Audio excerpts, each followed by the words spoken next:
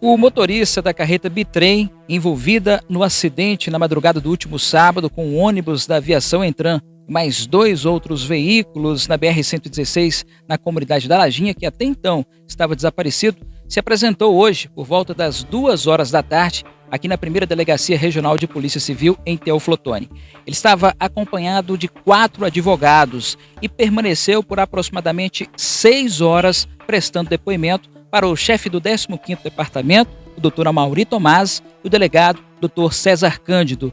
Na saída, ele estava com o rosto encoberto, acompanhado dos mesmos advogados, não quis se pronunciar à imprensa e os advogados conversaram através de uma entrevista coletiva, trazendo as primeiras informações a respeito do posicionamento do cliente, que também não teve o nome revelado, não teve a idade revelada.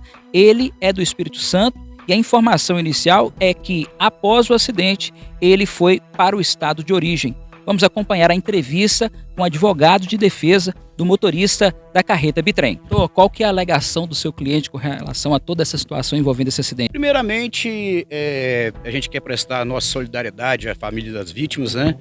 E todos aqueles que estão hospitalizados, né? E prestar a nossa solidariedade e pensar primeiramente na assistência, no apoio psicológico que essas pessoas precisam, né?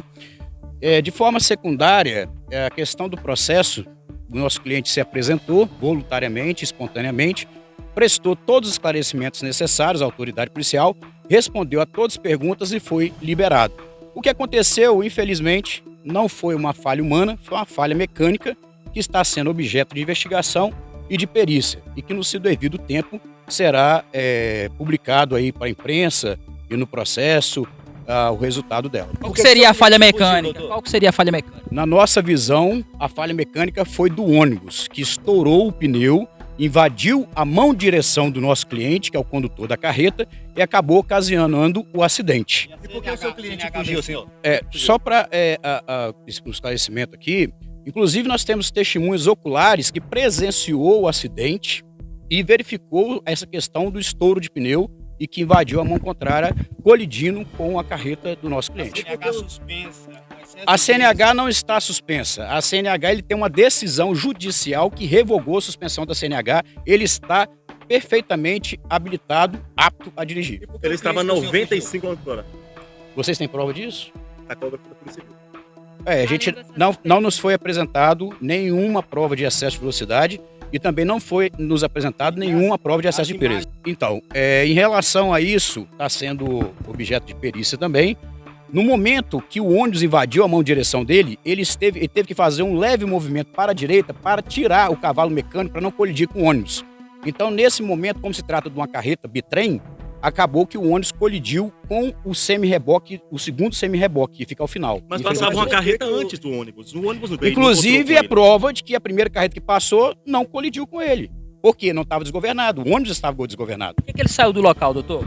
Ele saiu do local porque, naquele momento, ele desceu da carreta, foi verificar o que aconteceu, entrou em pânico em virtude de ver a gravidade do acidente, do ônibus estar pegando fogo, em chamas.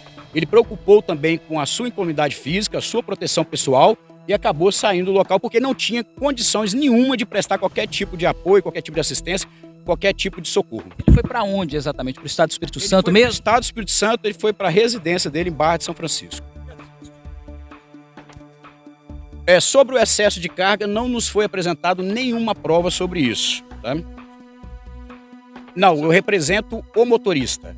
Se vocês quiserem depois trocar uma palavra com o advogado da empresa, está do meu lado, que é o Dr. Leandro Simões. Então, no depoimento hoje, perante a autoridade policial, não nos foi apresentado nenhum documento nesse sentido. Então, nós não tivemos vista disso, não temos condições de nos pronunciar sobre esse suposto excesso de carga. O advogado da empresa não apresentou isso por cima, documentação fiscal? Não, para nós não. Como eu disse, eu defendo o motorista, né? Então, assim, nós não tivemos acesso à documentação e a autoridade policial muito menos nos apresentou. Veja bem, essa questão do excesso de carga é responsabilidade da empresa e não do motorista. O motorista ele não tem autonomia, não toma decisão nenhuma sobre isso.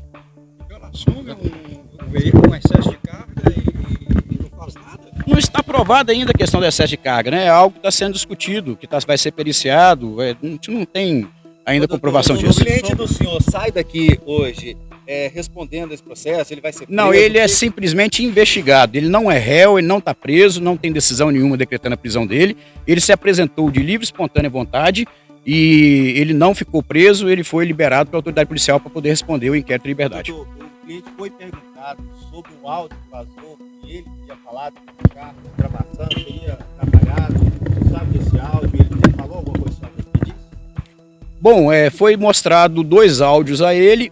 Ele assumiu a autoria e o outro não. Mas esse áudio que ele assumiu a autoria tira totalmente a responsabilidade dele do acidente. Vou conversar com o advogado aqui da empresa. Como é que é o nome do senhor, doutor? Leandro Simões. Doutor, com relação à empresa, às notas, qual que é o posicionamento nesse momento? Eu quero deixar um posicionamento primeiramente solidário à família, às famílias e quem está hospitalizado e dizer o seguinte, que hoje foi prestado o depoimento do motorista e assim que for prestado o depoimento da empresa, eu me comprometo a estar prestando esclarecimentos porque nós estamos na fase investigativa. Sobre excesso de carga, a empresa se posiciona de alguma forma? Estamos aguardando o periciamento da própria polícia. E as notas? O que as notas fiscais da empresa dizem? Estamos recolhendo isso e assim que a gente prestar o depoimento, nós vamos prestar esclarecimentos à imprensa.